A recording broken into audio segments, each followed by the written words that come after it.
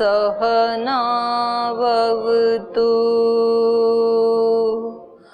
सहनौ भुनक्तु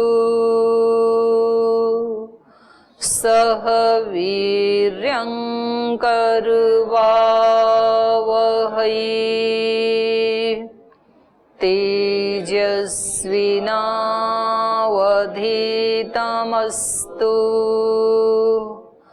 मा विद्विषावहै।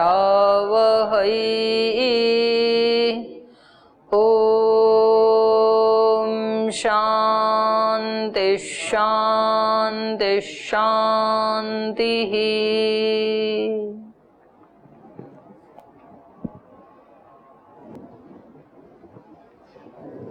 सांख्य दर्शन का अध्ययन आज हम शुरू करने जा रहे हैं। तो 6 दर्शनों की जो परंपरा है उसमें सांख्य दर्शन का नंबर कितने नंबर पे आता है? हाँ, 5वें नंबर पे आता है। योग दर्शन के बाद सांख्य दर्शन।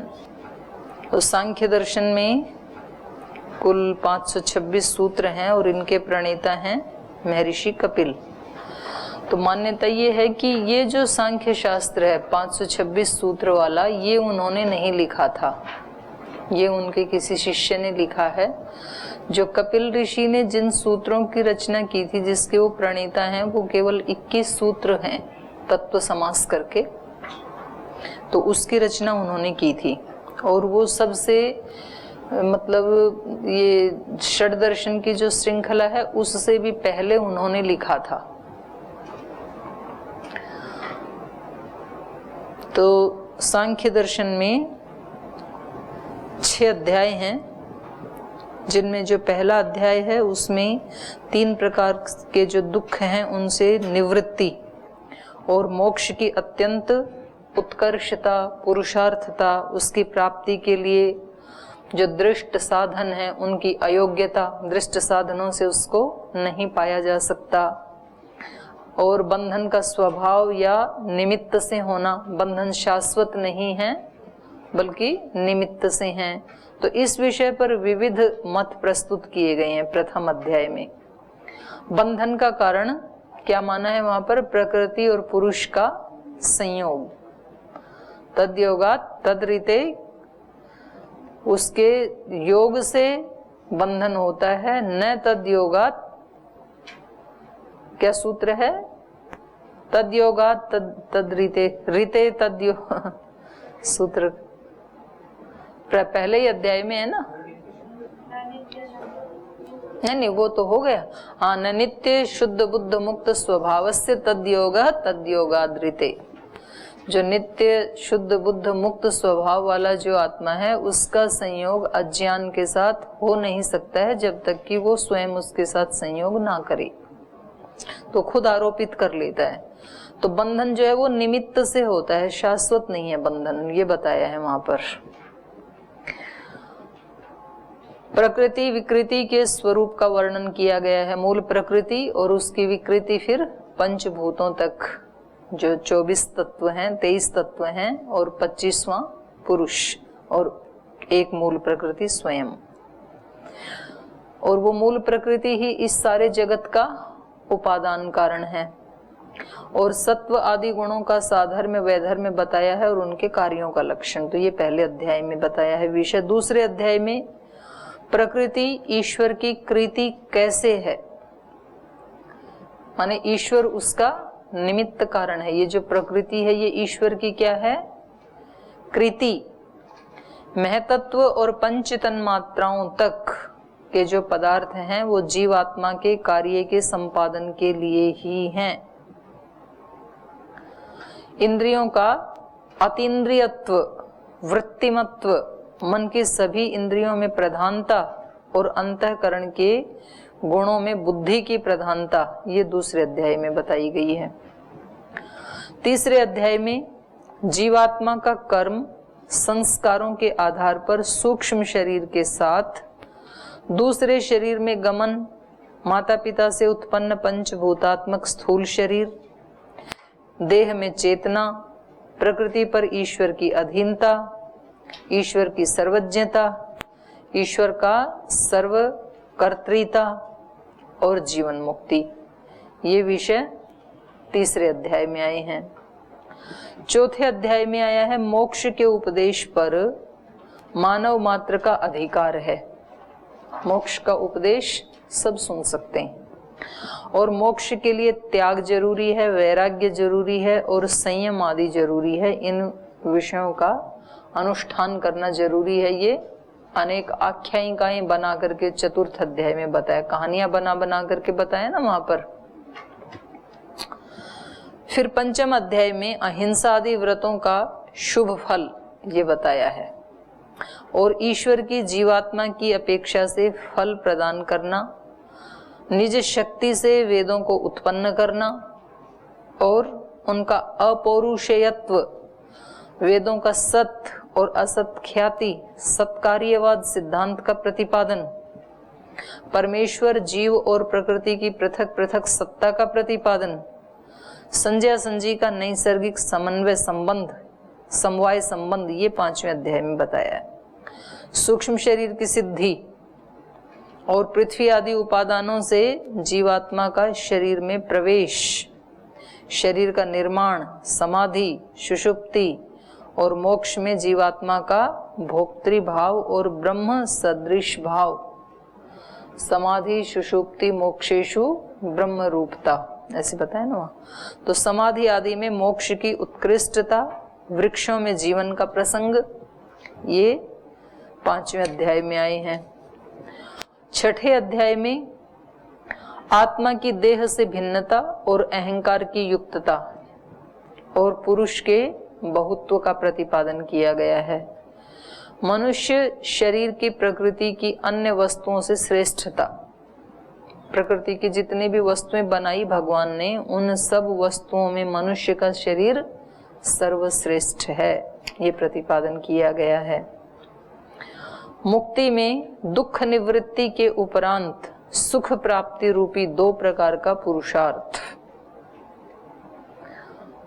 दुखों की निवृत्ति, सुख की प्राप्ति, तो ये दो प्रकार का पुरुषार्थ है मुक्ति में। मुक्ति प्राप्ति में श्रवण चतुष्टय रूपी साधनों की अनिवार्यता और प्रकृति और पुरुष के ज्ञान से अविवेक का नाश होने से मोक्ष की सिद्धि होती है। ये 6 अध्यायों में मोक्ष पर्यंत ये विषय लिया गया है।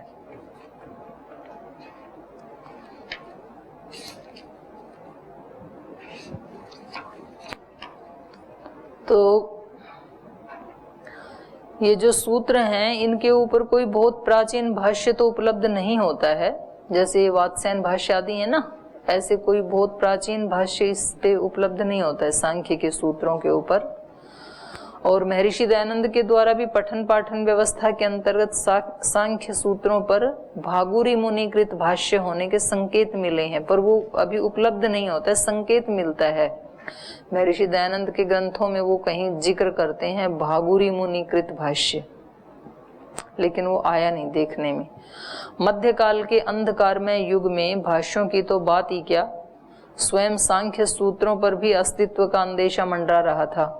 उदयवीर शास्त्री जी के पुरुषार्थ से सांख्य सूत्रों को कपिल सूत्रों के रूप में मान्यता तो मिली, नहीं तो पहले तो ये उनके मानते ही नहीं थे कि ये उनके सूत्र हैं। जो मैंने बताया ना तत्व समास, ऐसा ही मानते हैं कि मूल रूप से उनके वो ही हैं केवल। पुनः सूत्रों में पूर्वापर की संगति और अंतर विरोध देखकर उदयवीर जी द्वारा कुछ सूत्रों को प्रक्षिप्त बताने से सांख्य सूत्र अत्यंत उलझ गया। पुनः श्री गुरुदत्त द्वारा उदयवीर जी के भाष्य पर किए गए आक्षेप और प्रक्षिप्त सूत्रों को भिन्न ही बताने से समस्या सुलझती दिखाई नहीं दे रही है। इसलिए वर्तमान में विद्वान सांख्यकारिका और सांख्य तत्व कौमुदी से काम चलाते हैं, उसको ही पढ़ाया जाता है बाहर। तो सांख्य तत्व कौमुदी और सांख्यकारिका, मूल सांख्य सूत्रों का शुद्ध रूप अभी तक भी सम्मुख नहीं आ पाया है। आर्ष शैली से सूत्रों के पूर्वापर को लगाने में स्वामी ब्रह्म मुनि जी का अनुसरण किया जा सकता है और शास्त्रों के अध्ययन के क्रम को दृष्टिगत रखते हुए सांख्य में भी निश्चित रूप से किन्हीं निर्णयों पर पहुंचा जा सकता है। वैसे ब्रह्म मुनि जी का भाष्य भी अच्छा है। अगर यहाँ पर अपना ब्रह्म मुनि जी वाला भाष्य यदि उपलब्ध है तो उससे भी हम पढ़ सकते हैं।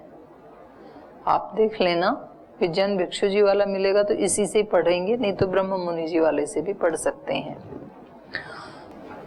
तो चलिए, आपने थोड़ा तो पढ़ ही रखा है, इसको शुरू करते हैं सांख्य दर्शन को।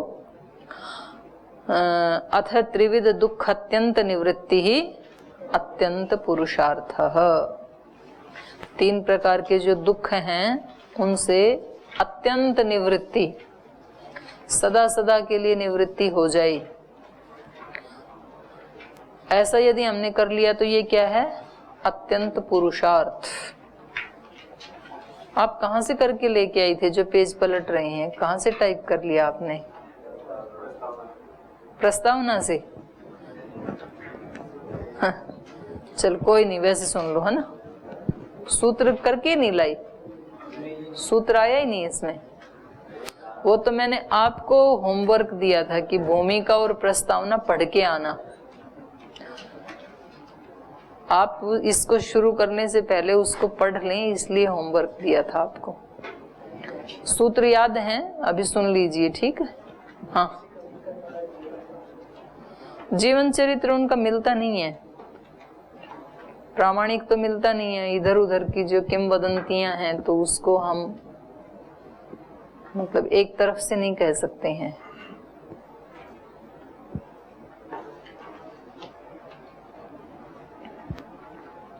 तो अथ त्रिविध दुख अत्यंत निवृत्ति अत्यंत पुरुषार्थ है। देखते हैं फिर कल इसके बारे में ना कहीं मिलेगा तो बताएंगे उसको।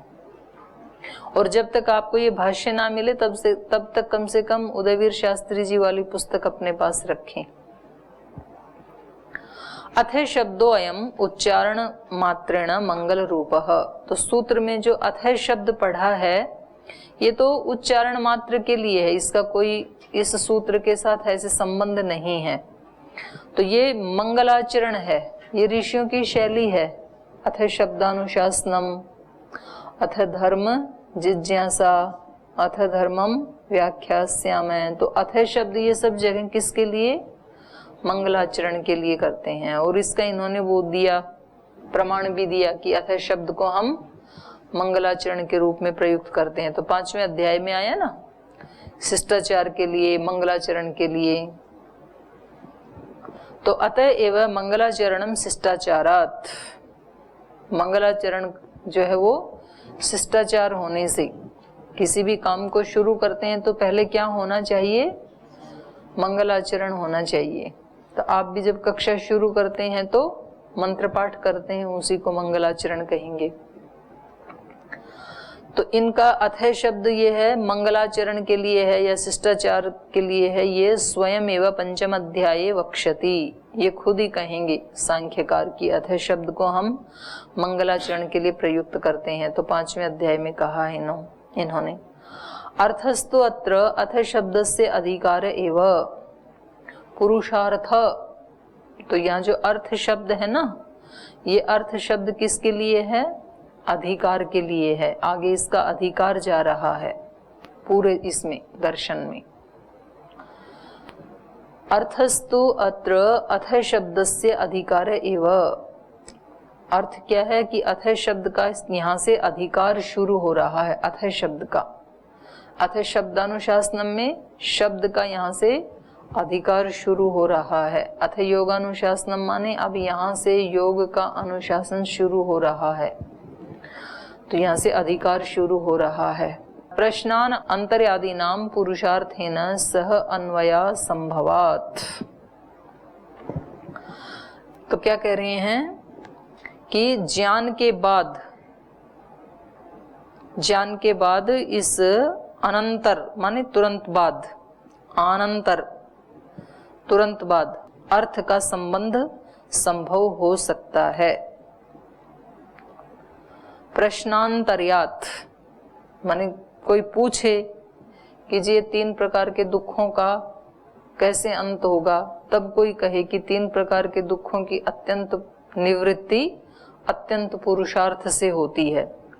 तो कह रहे हैं प्रश्नांतर्यादि नाम पुरुषार्थेन सह अन्वया संभवात् ज्ञानाद आनंतर्यस्य च सूत्रै एव वक्ष्यमाणतया तत्प्रतिपादन वैयर्थ्यात् ज्ञानात् आनंतर्यस्य च सूत्रै एव वक्ष्यमाणतया, ज्ञान से आनंतर्यस्य, ज्ञान का जो आनंतर्य है उसका सूत्रै एव, सूत्रों से ही, वक्ष्यमाणतया कहे जाने से, प्रतिपादन एव वैयर्थात् माने ज्ञान के बाद इस प्रकार का जो आनंतर्य है अर्थ का संबंध संभव हो सकता है, फिर भी उसका प्रतिपादन कर रहे हैं यहाँ पर। ये पहले प्रश्न तो पूछा नहीं किसी ने, और फिर भी ये कह रहे हैं कि अब हम बता रहे हैं कि 3 प्रकार के दुखों की अत्यंत निवृत्ति के लिए अत्यंत पुरुषार्थ करना पड़ता है। तो कह रहे हैं यहाँ पर उपक्रम उपसंहार में पुरुषार्थ का उल्लेख होने से अथः शब्द को यहाँ अधिकार के लिए मानना ही उचित है, क्योंकि उपसंहार क्या कर रहे हैं, ये दुखों की उच्छिति होना, दुखों का नाश होना, अंतिम सूत्र है ना, यद्वा तद्वा तदुच्छिति ही पुरुषार्थ। कैसे भी आप उसको दुखों की उच्छिति कर दो, उनका नाश कर दो, उनको उखाड़ दो, यही पुरुषार्थ है। तो उससे जब ये उपसंहार कर रहे हैं तो इससे पता लग रहा है कि अथः शब्द यहाँ पर अधिकार के लिए ही प्रयुक्त किया गया है।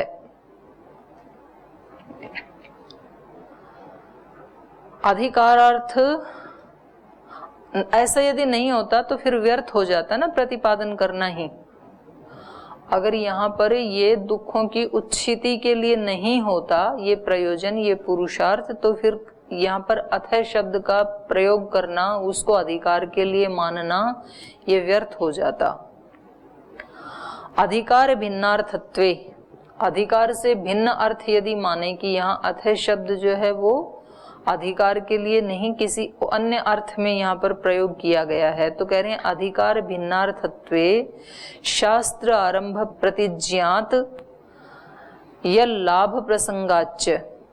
तो फिर कुछ बताते यहाँ पर, अगर यहाँ पर अथः शब्द किसी और भिन्न अर्थ में माने शास्त्र के प्रारंभ के लिए या इसकी कोई प्रतिज्ञा कर रहे हैं, शास्त्र को प्रारंभ कर रहे हैं या कोई प्रतिज्ञा कर रहे हैं, उसके लिए यदि ये प्रयुक्त किया जाता तो उस लाभ का प्रसंग होना चाहिए था।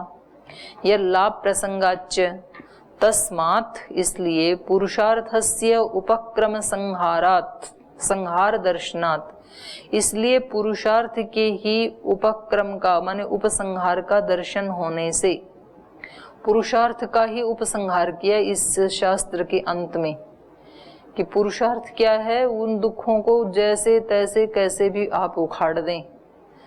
तो इस ये ही उपसंहार में कहा है, इसलिए अधिकारार्थत्वमेव उचितम, इसलिए अथः शब्द यहाँ पर अधिकार के लिए ही कहा है, ये मानना ही उचित है। तदुच्छिति ही पुरुषार्थ है इति उपसंहारो भविष्यति इति, क्योंकि इस शास्त्र का उपसंहार क्या होगा, दुखों की उच्छिति, दुखों को उखाड़ देना। अधिकारश्च आधिक्येन प्राधान्येन आरंभणम, अधिकार का अर्थ क्या है, अधिकता से माने मुख्य रूप से प्रधानतया आरंभ करना। अधिकारश्च आधिक्येन, आधिक्येन माने प्राधान्येन,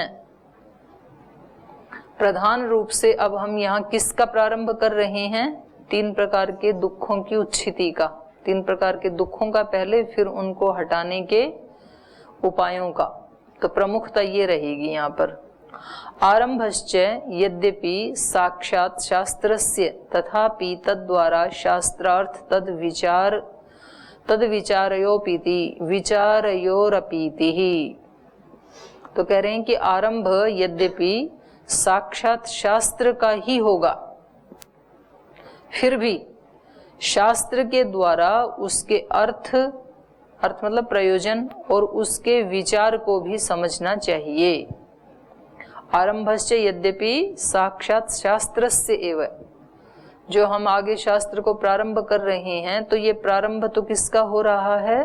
साक्षात शास्त्र का ही प्रारंभ हो रहा है।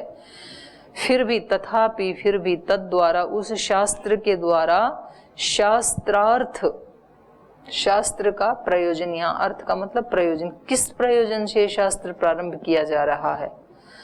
शास्त्र तो प्रारंभ किया और हमारे सामने जिसका हमें साक्षात हो रहा है वो भी शास्त्र का ही हो रहा है। सूत्र आ रहे हैं ना हमारे सामने, लेकिन वो शास्त्र किस प्रयोजन से रचा गया, किस प्रयोजन से वो बनाया गया, तो उसके अर्थ को भी विचारयो पीति, उसको भी, उसके प्रयोजन को भी विचार पूर्वक समझना चाहिए।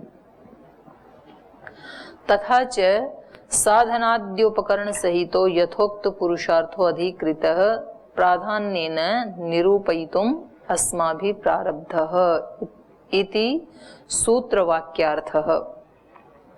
यथा उक्तः पुरुषार्थः अधिकृतः, माने जैसे कि कहा ही है कि पुरुषार्थ को अधिकृत करके, पुरुषार्थ अधिकृत है, पुरुषार्थ का निरूपण करने के लिए, पुरुषार्थ के बारे में बताने के लिए अधिकृत प्राधान्येन निरूपयितुम् अस्माभिः, तो मुख्य रूप से हमने इस शास्त्र को निरूपित किया है, इस शास्त्र का हमने प्रारंभ किया है। यद्यपि ये बताया ही है कि पुरुषार्थ को अधिकृत करके, पुरुषार्थ को सेंटर में रख करके, केंद्र में रख करके इस शास्त्र का हमने निरूपण किया है। यथोक्त पुरुषार्थो अधिकृत प्राधान्येन निरूपयितुम् अस्माभिः प्रारब्धः, ये हमारे द्वारा प्रारंभ किया गया है। इति सूत्र वाक्यार्थः, तो ये सूत्र का वाक्यार्थ है, माने सूत्र वाक्य का ये अर्थ है। जो सूत्र में अथय शब्द कहा है, ये सूत्र जो बनाया है उसका अथय शब्द तो मंगलाचरण के लिए है और यहाँ पर ये अधिकार के लिए भी है। अथय शब्द अधिकार के लिए इसलिए है क्योंकि इन तीन प्रकार के दुखों को केंद्र में रख करके और उनसे अत्यंत निवृत्ति, इस प्रयोजन को ध्यान में रख करके इस शास्त्र का प्रारंभ किया गया है। तो यहाँ इन्होंने अथय शब्द के बारे में बताया है।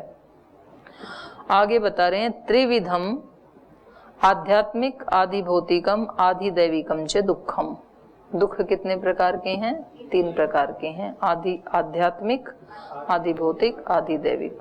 तो भाष्यकार ने देखो यहाँ सबसे पहले आध्यात्मिक शब्द का प्रयोग किया। सबसे ज्यादा दुख हमारे पास कौन से हैं? अपने आप से जो हम उठाते हैं, बनाते हैं, वो सबसे ज्यादा है। आदि भौतिक फिर उसके बाद है दूसरे प्राणियों से मिलने वाले, और आदि दैविक तो उससे भी कम है। तत्र आत्मानं स्वसंघातम अधिकृत्य प्रवृत्तम इति आध्यात्मिकम शारीरम मानसम च। तो यहाँ सबसे पहले आध्यात्मिक दुख के बारे में बता रहे हैं। आत्मानं स्वसंघातम अधिकृत्य, आत्मा के और अपने पास जो भी अपनी इंद्रियां आदि हैं उन सब के जो संघात से, शरीर आदि के संघात से, इन सब को अधिकृत करके जो दुख प्रवृत्त होते हैं, जो दुख हमें मिलते हैं।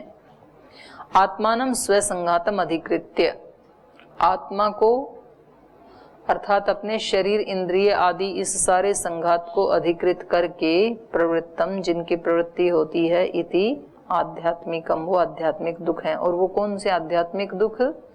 शारीरम मानसम च, शारीरिक दुख भी जैसे ज्वर आदि हो जाते हैं वो भी आध्यात्मिक दुख में आएंगे, और जो मन से दुखी हो जाते हैं वो भी आध्यात्मिक दुख में आएंगे। ये सारे आध्यात्मिक दुख हैं, मतलब अपने आप से मिलने वाले, आत्मा को अधिकृत करके या आत्मा के साथ जुड़ा हुआ ये जो शरीर है इसको अधिकृत करके जिन दुखों की प्रवृत्ति होती है वो आध्यात्मिक दुख हैं। तो एक नंबर का प्रश्न बनता है ये, आध्यात्मिक दुख कौन से होते हैं?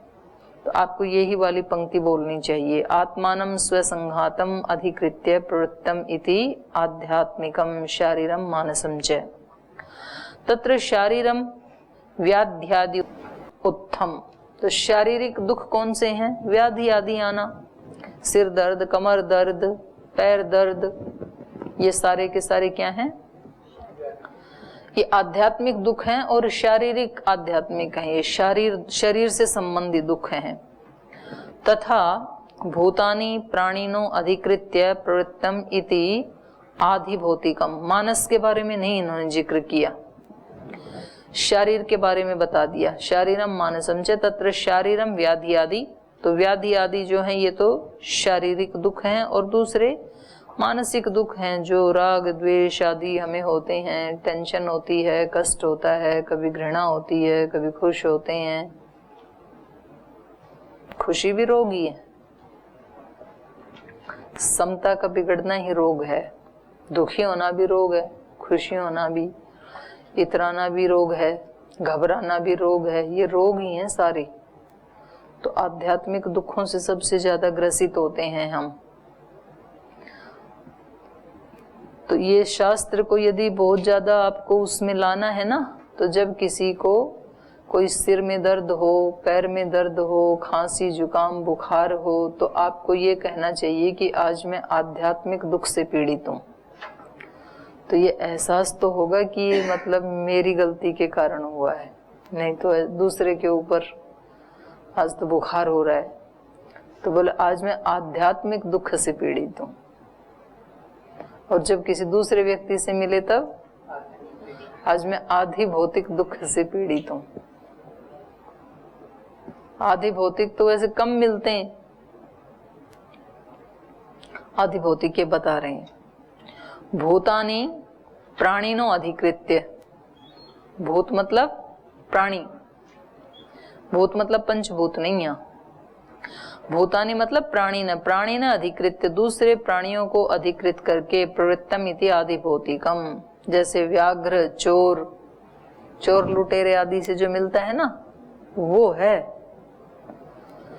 आप कहोगे कि हमें तो दूसरे भूतों से ही मिलते हैं, दूसरे कुछ हमें कह देते हैं, डांट देते हैं, इसलिए हम दुखी होते हैं। तो दूसरे जो हमें डांट देते हैं वो वाला दुख किस में आएगा? आध्यात्मिक में आएगा, आदि भौतिक में आएगा? भौतिक में क्यों आएगा? दूसरे ने आपको छुआ भी नहीं, टच भी किया नहीं, कोई डंडा भी मारा नहीं आपको, वो उसका कर्म है अपना, आप क्यों दुखी हुए? हाँ, दुख आपने उठाया, तो इसलिए वो आध्यात्मिक दुख है, आदि भौतिक नहीं है। इसलिए इन्होंने चोर डाकू बताया। अगर चोर डाकू क्या करते हैं? वो छीन के भाग जाते हैं।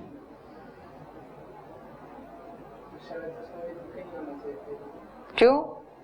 उसने तो छीन लिया सब आपका, तो क्यों? क्या नहीं, चोर ने तो आप पिटाई कर दी, तो शरीर को हानि पहुंचाई ना, छुआ उसने आपको। हाँ, वो तो आदि भौतिक हो गया। पर किसी ने वैसे ही आपको दूर से खड़े होकर के कोई शब्द बोल दिए, तो वो आदि भौतिक में आएंगे कि आध्यात्मिक में आएंगे? क्यों? वो तो कारण नहीं बन रहा है,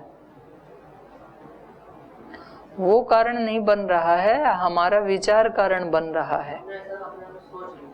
निमित्त तो वो है ना जी, सामने वाला निमित्त हमारी सोच है। पहले उन्हें कटु शब्द कहा, उसके बाद ही हमने वो उस कटु शब्द का आपने रिस्पॉन्स क्या दिया? आपके पास क्या क्या ऑप्शन थे कटु शब्द सुन करके? विकल्प क्या क्या थे आपके पास? सोचो क्या क्या विकल्प हो सकते हैं। मैंने आपको कड़वा शब्द बोल दिया, अब आपके पास क्या क्या विकल्प हैं बताओ जरा। एक, अनसुना कर सकते हैं। एक, ऐसे सोच सकते हैं कि हमारे उपकार के लिए किया। दो, कैसे क्या सोचोगे बताओ ना? पॉजिटिव वो हमारे सुधार के लिए, ये तो आ गया, तो ये दूसरा ऑप्शन है। अगर ऐसे सोच लिया कि इसमें हमारी कोई भलाई होगी, तो फिर दुखी नहीं होंगे कड़वे शब्द से भी। दो ऑप्शन और, अनसुना कर दिया उसको, ठीक है, इनका ये तो काम है रोजाना ऐसे ही कहने का, कहते रहेंगे तो वो दुखी होता रहे, फिर आपको तो दुखी होना नहीं है। दूसरा ऑप्शन, और क्या ऑप्शन है? उल्टा सुना सकते थे, ये भी तो है तीसरा ऑप्शन। चौथा, सुनाया भी नहीं, पूछा भी नहीं, पॉजिटिव भी नहीं लिया, दुखी हो गई, हैं? क्रोध संकेतों से दिखा दिया। चौथा ऑप्शन, बात करना ही छोड़ दिया, मुंह फुला लिया, नमस्ते करनी भी छोड़ दी। तो कितने ऑप्शन हो सकते हैं? और उसको ये भी समझा जा सकता है कि मेरी परीक्षा हो रही है, मतलब कितना मैं इनके साथ डिटैच हो सकता हूँ प्रकृति के साथ। तो मेरे को मजबूत बनाया जा रहा है, भगवान की व्यवस्था से इस व्यक्ति को निमित्त बनाया जा रहा है ताकि मैं भगवान के और थोड़ा नजदीक जा सकूं इस प्रकृति को पार करके। ऐसे भी तो सोचा जा सकता है ना, सोचा जा सकता है नहीं? ऑप्शन तो है ना। तो कितने ऑप्शन हो सकते हैं एक ही चीज को रिएक्ट करने के, उसका रिस्पॉन्स देने के कई सारे विकल्प हो सकते हैं। अब हमें वो चुनना है जो हमें अनुकूल पड़ता है। तो किसी को अनुकूल पड़ता है नाराज होना, किसी को अनुकूल पड़ता है उल्टा सुना देना, किसी को अनुकूल पड़ता है दुखी होते रहना, किसी को अनुकूल पड़ता है रो लेना थोड़ी देर। वो उसको अपनाते रहते हैं, रोज उसी को ही अपनाते हैं और रोज कोई ना कोई तो कुछ तो बोलेगा, तो आप रोजाना थोड़ी थोड़ी देर अंदर जाकर के रोते रहना, तो ये चलता रहेगा सिलसिला। तो ये तो आध्यात्मिक दुख है।